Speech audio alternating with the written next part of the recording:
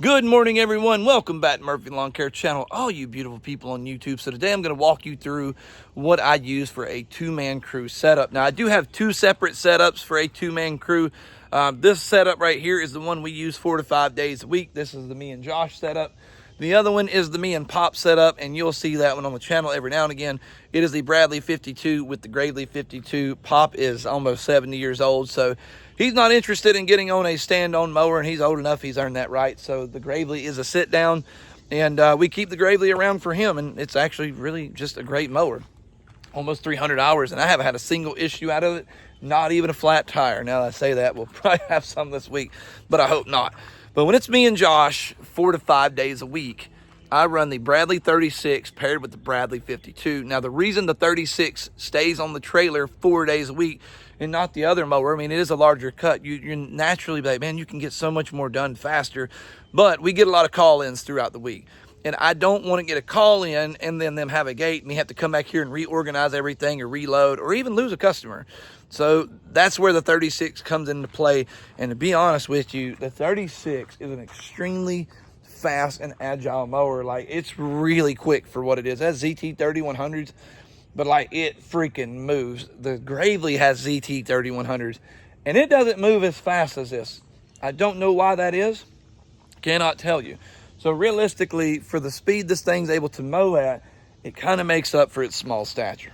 Now, how we normally do this is, this will be the mower that goes in the yard that's the most seen, put some nice stripes down, and then we'll have this in the other part of the yard, just getting it mowed. That way we're able to move on. But a lot of times we will take and do two different properties, especially when we're in cookie cutter neighborhoods. You'd be surprised how well the 50 or the 36 keeps up with the 52. Now, let me explain to you before I go with anything else in the setup why we run Bradley. Okay, I've had a lot of people ask about the Bradleys, and you know, I guess I'm one of the biggest people that use Bradley. I don't know. Reason we use Bradley, first of all, is the cost. I think I got this one used for $3,000, but I think new you get them for like around $4,500. Brand new off the showroom floor.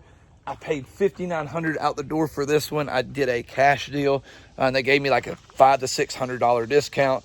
I pay cash for everything. I don't finance nothing. Not a fan of having a payment hanging over my head. Anyway, the other reason that I like Bradley is you're not going to find any fancy stuff on these. And I know a lot of people, but I want fancy stuff. No, because the more stuff you have that a mower doesn't need, the more stuff you have to break and cost you time.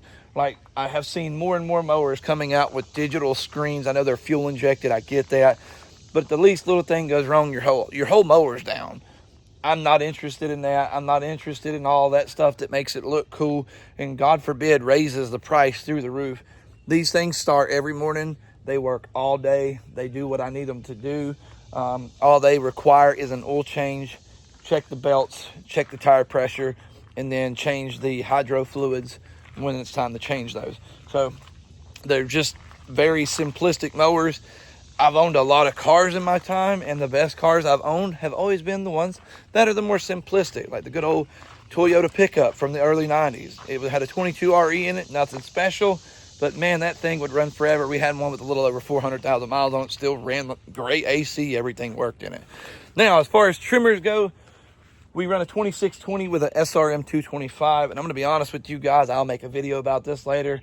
I always said an SRM 225 was all the trimmer that you need. Absolutely not. Holy crap, 2620 is the way to go. Man, it's a little heavier once you get used to it. Ain't that bad at all. Getting this energy drink down, it's trying its best to give me the hiccups. Now, when we run blowers, I have a blower rack we got to put on this thing. I think it's a Jungle Gym or whatever. I need to put it on. It goes right here. We'll get that put on there at some point.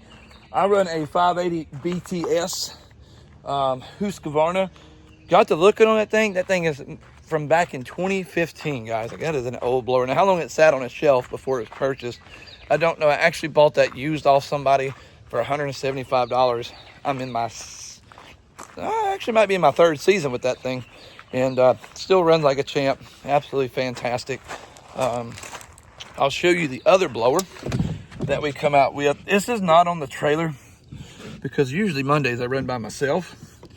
And so I don't have all that extra stuff. This door does not want to open. Let me put my drink down because I'm gonna make a mess.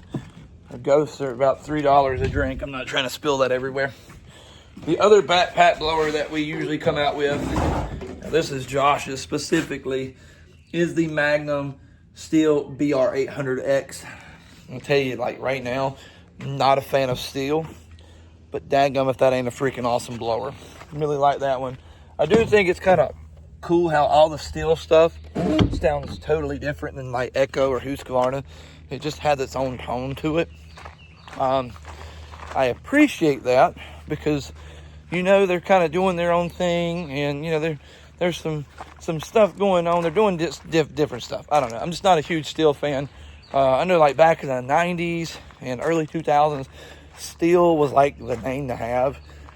But I feel like they've done, like a lot of companies, they've used that name to sell stuff and their qualities drop. But they're like, hey man, we're steel. People are still going to buy it. I hope that's not the issue. I know there's a lot of diehard steel guys that are going to get on this post or this video and just wear me out. But I'm just saying. But that is a setup that I run. Absolutely love this setup. It has worked out really, really well. This is a 3,500 pound axle on my single axle trailer.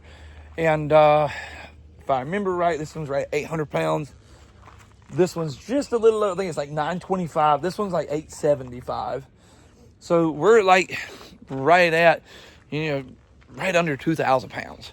Okay, so we're not nowhere near pushing that axle. I mean, if we put all the equipment, I'm gonna say we're probably at 2,300, and I'm giving some extra there. We're honestly probably like 22. My backpack blower doesn't weigh 100 pounds.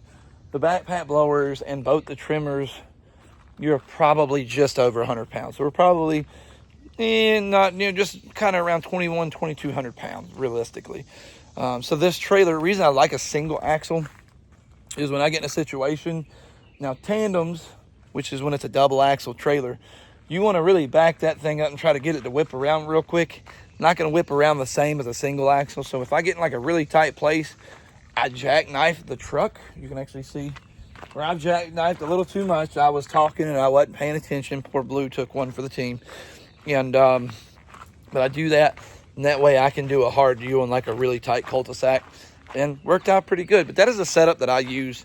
Would highly recommend it. I would highly recommend Bradley mowers in general. Like, holy crap, those mowers have been tried and true. The 52's got a little over 315 hours on it. And then the 36 is, I didn't put all the hours on the 36. It's like 260, I believe. But anyways, guys, that's my two-man setup. Hope you guys enjoyed the video. Have any questions, drop them in the comment section below. And we'll be pumping out more videos for you guys.